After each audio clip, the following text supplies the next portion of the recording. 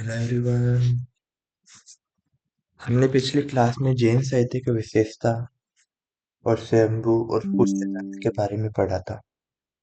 आज हम जैन साहित्य के प्रमुख रचनाओं के बारे में पढ़ेंगे, जो कि एग्जाम के लिए काफी इम्पोर्टेंट होगी। तो उस सिलसिले में आज की पहली चर्चा है, जो पहली रचना है वो है श्रीचंद मुनि की पुराण सार।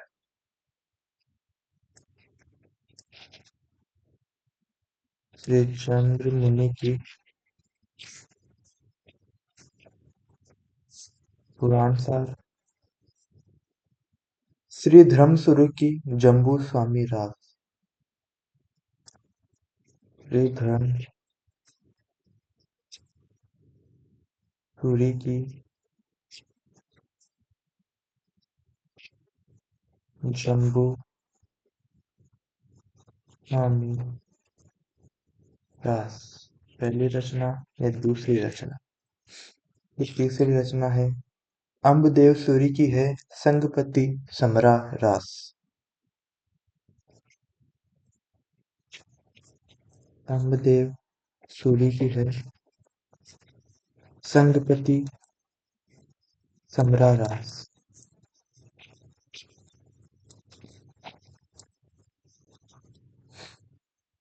चौथी रचना है वो है विमल चंद्र सूरी की पौंचर्यू।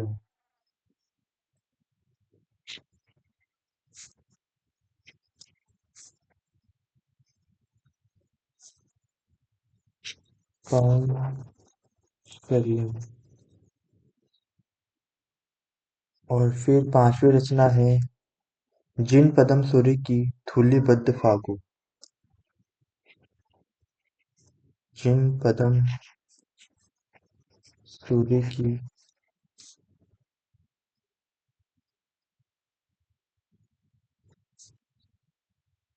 धूलिबद्ध फागु।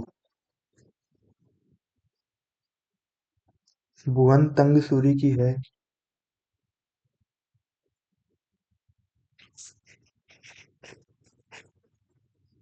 सियाराम चरी।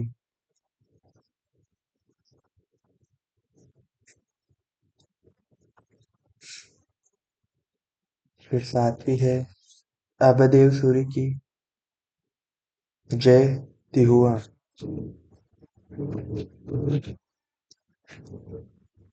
अभयदेव सूरी जय तिहुआ।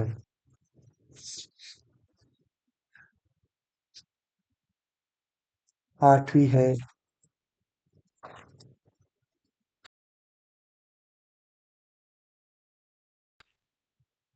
उद्यतन सूरी की कुवलयमाला। उद्यतन सूरी की कुवलयमाला। ठीक है। इसमें 18 बोलियां और 7 नायिकाओं का नक्शिक वर्णन मिलता है। इसमें 18 बोलियां और 7 नायिकाओं का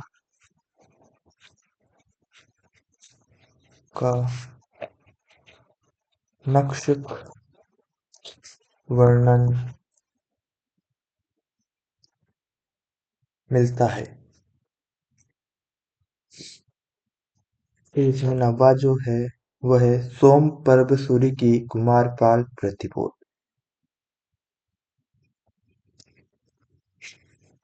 सोम पर्व सूरी की कुमारपाल प्रतिबोध। फिर 10वां है और 10वां और जो इम्पोर्टेंट है इसमें वो है हेमचंद्र।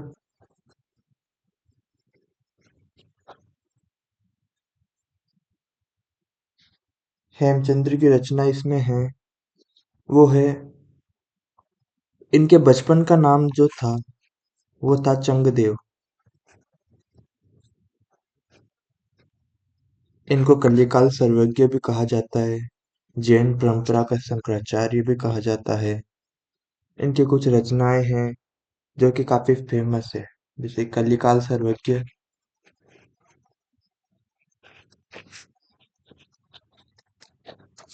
और जैन परंपरा का शंकराचार्य।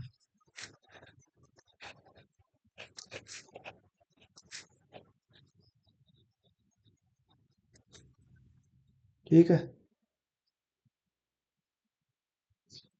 अब इसी इनकी जो प्रमुख रचनाएं हैं, पहली है सिद्ध हेमचंद्र शब्दानुशासन।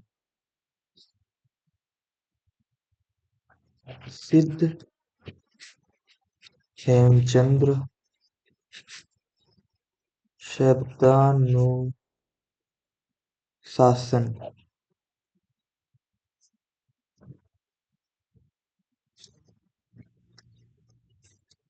ये अपभ्रंश का बड़ा व्याकरण ग्रंथ है। अपभ्रंश का बड़ा व्याकरण ग्रंथ।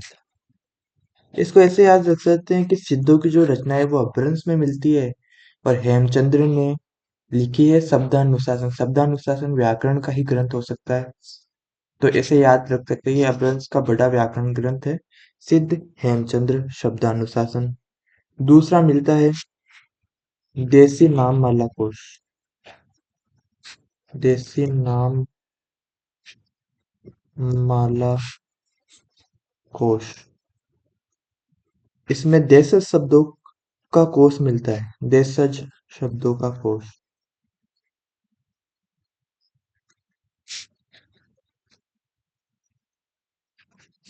ठीक है। और इन्होंने एक चर्चित महाकाव्य लिखा है जिसका नाम है द्वाश्रय। फिर इनकी अगली रचना है, वो है योग शास्त्र। पांचवी रचना है छंदानुशासन।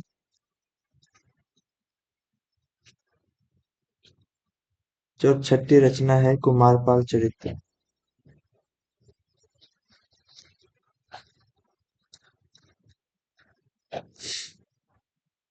इनकी एक बड़ी विशेषता ये है कि एक कवि भी है, व्याकरण योग दर्शन के ज्ञाता है। तो ऐसा क्वेश्चन आ जाए कि आदिकाल में कौन है जो कवि भी है, व्याकरण के ज्ञाता है, योग के ज्ञाता है, दर्शन के ज्ञाता है, तो वो कौन है? हेमचंद्र। तो क्या हो जाएगा? कवि, व्याकरण, योग, योग से योग शास्त्र लिखा है इन्होंने, दर्शन के ज्ञाता, इतनी सब चीजों के ज्ञाता थे हेमचंद्र। हेमचंद्र गुजरात के सोलंकी राजा जयसिंह सिद्ध राज के व इनके पुत्र कुमारपाल के दरबार में आश्रय पा रहे थे। तो कुमारपाल के दरबार में, किसके दरबार में थे? कुमारपाल के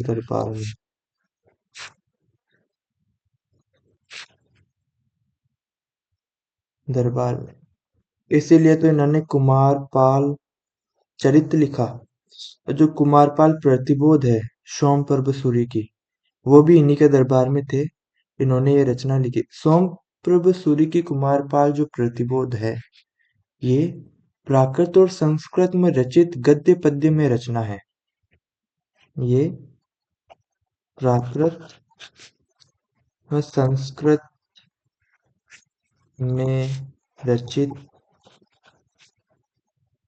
गद्य पद्य में रचना है, इसका ध्यान रखना। कुमारपाल प्रतिबोध। और जो हेमचंद्र ने अपभ्रंश और देशज शब्दों के लिए काफी कुछ लिखा है। अब इसके आगे हम अगर अगले कवि पे चले, तो उनका नाम है मेरुतुंग। कौन सा कवि हो जाएगा? 11वां कवि।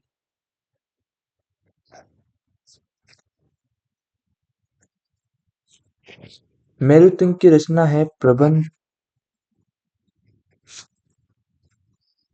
चिंतामणि, जो कि 1304 में लिखी गई थी।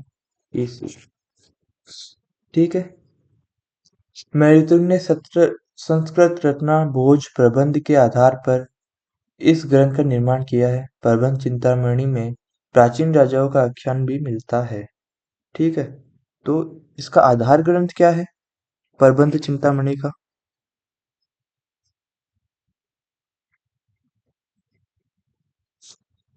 आधार ग्रंथ जो है वो है मेरुतुंग ने ये भोज प्रबंध। तो इसको याद रखिए, प्रबंध प्रतिबोध किसकी रचना है? भोज प्रबंध। तो प्रबंध प्रबंध से लिंक करके इसको याद रख सकते हैं। इसमें प्राचीन राजाओं के आख्यान भी देखने को मिलते हैं। ठीक है। और इसका एक इम्पोर्टेंट पॉइंट ये भी है कि इसमें जैनेतर सामग्री मिलती है प्रबंध चिंतामणि में। हम जैन साहित्य की रचनाएं पढ़ रहे हैं, पर इसमें अपने को जैनेतर सामग्री भी मिलती है, यानी कि जो जैन धर्म से अलग हो। जैनेतर, जैन से इतर हो, जैन से अलग हो, वो जैनेतर है। तो जैनेतर सामग्री देखने को मिलती है। जो हजारी प्रसाद द्विवेदी के एक उपन्यास मिलता है जिसका नाम है चारूचंद्र लेख। चारू चंद्र लेख। उसका आधार ग्रंथ क्या है? प्रबंध चिंतामणि। ये है हजारी प्रसाद द्विवेदी का एक उपन्यास है ये।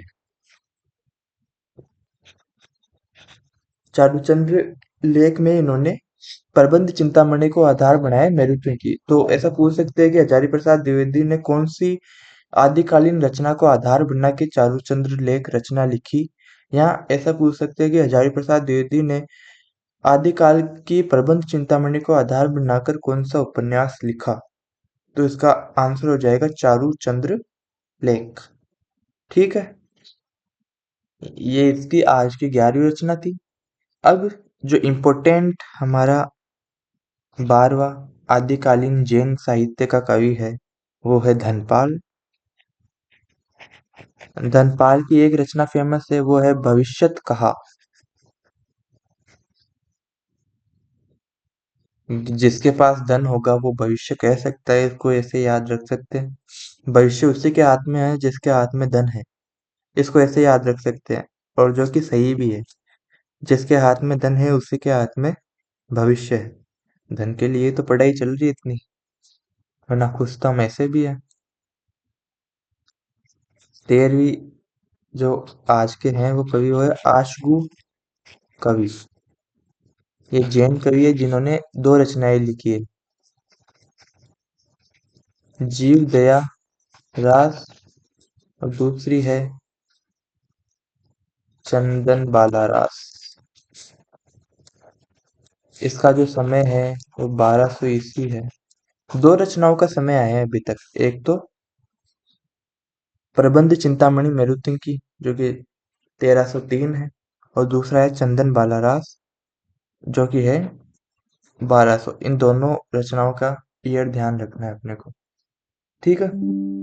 फिर जो अगली है रचना वो है शालिभद्र शुरी की।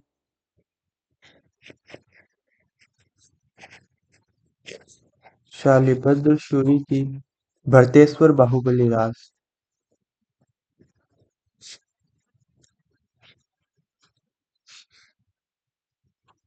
भरतेश्वर बाहुबली रास जो कि 1184 ईस्वी में है।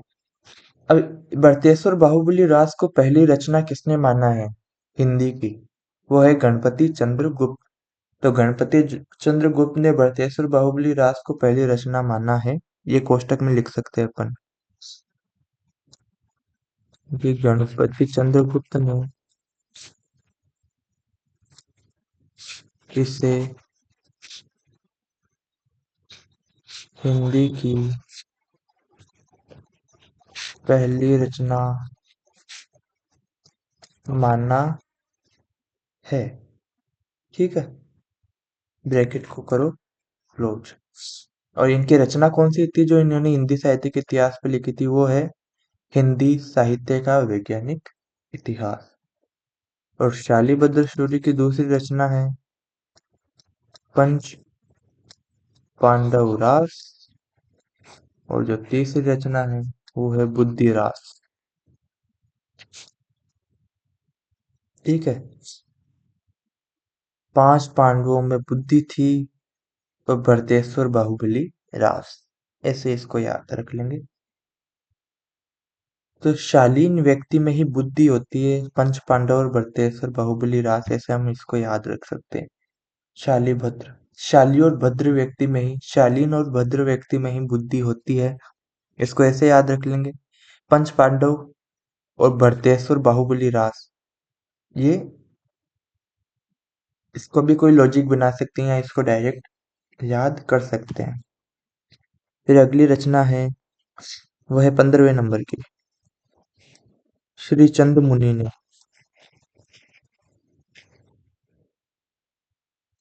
ने पुराण सार, राजशेखर सूरी,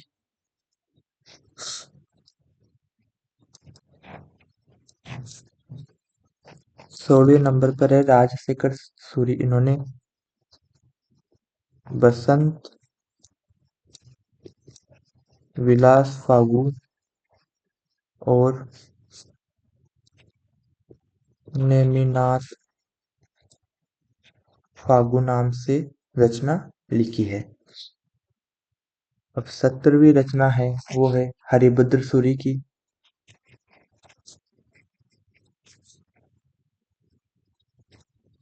उसका नाम है नेमिनाथ चरियू। ये नेमिनाथ चरियू, नेमिनाथ फागु, नेमिनाथ रास, ऐसे बहुत सारी नेमिनाथ के नाम से 4-5 रचनाएं हैं। उनको हम लास्ट में एक साथ भी लिख लेंगे। तो हरि का चरित्र और राजा क्या करते हैं? फाग ही करते हैं, फागोत्सव करते हैं, मजे करते हैं। तो इसको ऐसे याद रख सकते हैं कि राजशेखर सूरी ने नेमिनाथ फागुल किए और हरिभद्र सूरी ने नेमिनाथ चरित्र लिखी है। फिर 18वां है प्रज्ञा तिलक। प्रज्ञा तिलक में है कछुली रास।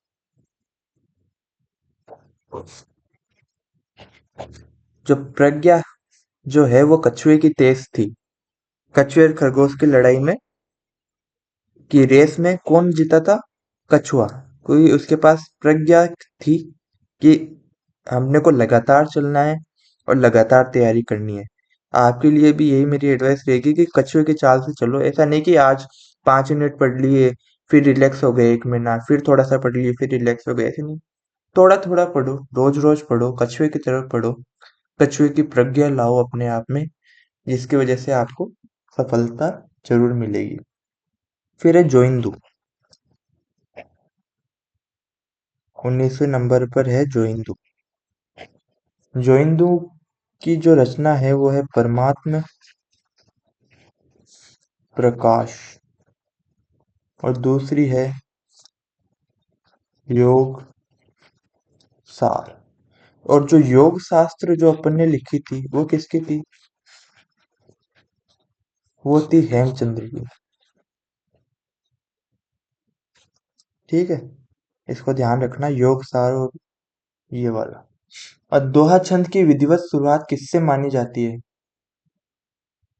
वो भी जोइंदू से ही मानी जाती है। दोहा छंद की विधिवत शुरुआत। ठीक है, पहला ऑप्शन तो जोइंदू आएगा। अगर जोइंदू ऑप्शन में नहीं हो तो अपन मुनीराम भी कर सकते हैं। पहले नंबर पे तो अपने को जोइंदू ही रखना है। अगर जोइंदू ना मिले तो फिर उसका ऑप्शन मुनीराम भी किया जा सकता है कि दोहा छंद की विधिवत शुरुआत किसने की है। तो वो उसका आंसर हो जाएगा जोइंदू। ठीक है। अब मुनीराम की एक रचना है, मुनीराम को भी ले लेते हैं यहाँ पे। मुनीराम ने रचना लिखी है पाहुड़ दोहा। ठीक है। ये सर्वश्रेष्ठ रहस्यवादी कवि माने जाते हैं जैन परंपरा के। तो जैन परंपरा के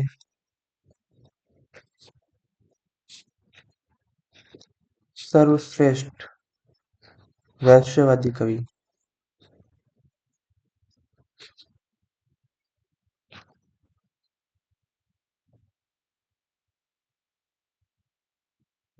इस रचना में अपने को जैन दर्शन में जितने भी समस्त श्रुत ज्ञान है, पाहुड़ का मतलब होता है जैन परंपरा में कि समस्त श्रुत जो सुना गया है वो ज्ञान वो पाहुड़ कहलाता है।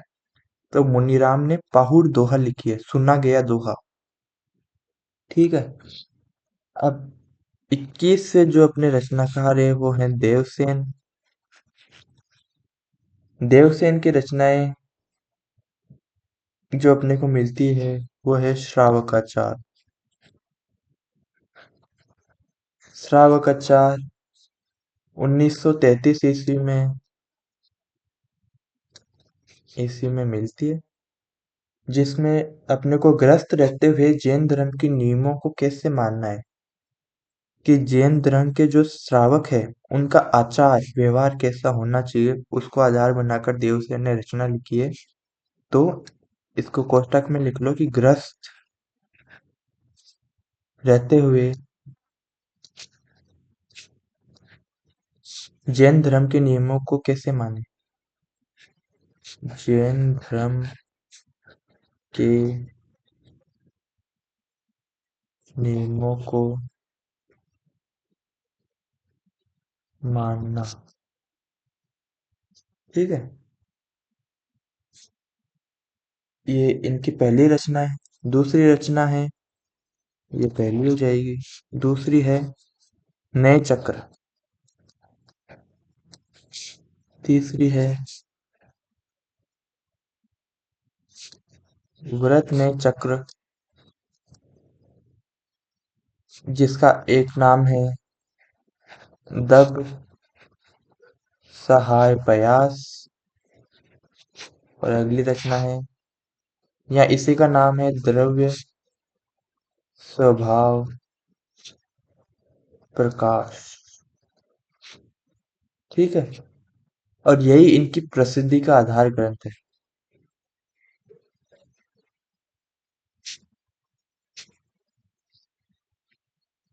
आधार ग्रंथ। ठीक है। तीसरा इन्होंने लिखा है, चौथा, वो है आराधना सार। अब जैन है तो आराधना तो करेंगे। पांचवा है कि फिर इनको तत्व का सार भी चाहिए, इनको दर्शन का सार भी चाहिए।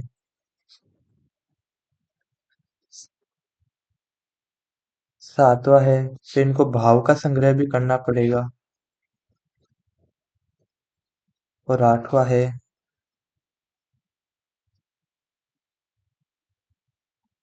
सावये धम्म दोहा। यानी कि देवसेन को ऐसे याद किया जा सकता है कि इन्होंने श्रावकाचार लिखी जो गृहस्थ जीवन में रहते हुए जैन धर्म के नियमों का पालन करना है। तो इसके लिए कुछ चक्र होते हैं, कुछ नए चक्र। नए चक्र का मतलब होता है लघु नए चक्र। तो इसमें छोटे बड़े चक्रों को पार करके आराधना करते हुए आराधना का सार लेना होता है, गृहस्थ जीवन में तत्व का सार लेना होता है, दर्शन का सार लेना होता है, और भावों का संग्रह करना पड़ता है। और आठवीं रचना है सावे धम दोहा। ये इसको याद करना पड़ेगा। बाकी एक देवसेन की बाकी रचनाओं की स्टोरी बना के अपन याद कर सकते हैं। तो देवसेन की ख्याति का आधारभूत ग्रंथ है वो है दब सहाय पवास। प्रारंभ में ये दोहा छंद में ही था, पर बाद में किसी शुभंकर के कहने पर गाथा या गाहा बंद कर दिया गया। अब एक इसमें चलता है कि बच्चन सिंह का मानना है कि जो ये रचना है दब सहाय पवास, व्रत ने चक्र, द्रव्य स्वभाव प्रवास, ये इनके शिष्य माइल धवल ने लिखी। तो ये एक तथ्य आपको याद रखना है कि व्रत्न चक्र दब सहाय प्रयास द्रव्य स्वभाव प्रकाश। ये बच्चन सिंह के अनुसार किसी इनके शिष्य जो देवसेन के शिष्य थे माइल धवल, इन्होंने ये रचना लिखी थी। ठीक है। और आज अपन ने 21 रचनाएं देखी, फिर वीडियो लंबी हो जाएगी। बाकी की इसकी रचनाओं की सीरीज और जो इम्पोर्टेंट फैक्ट्स हो सकते हैं जैन साहित्य से रिलेटेड, उसकी चर्चा हम अगली क्लास में करेंगे।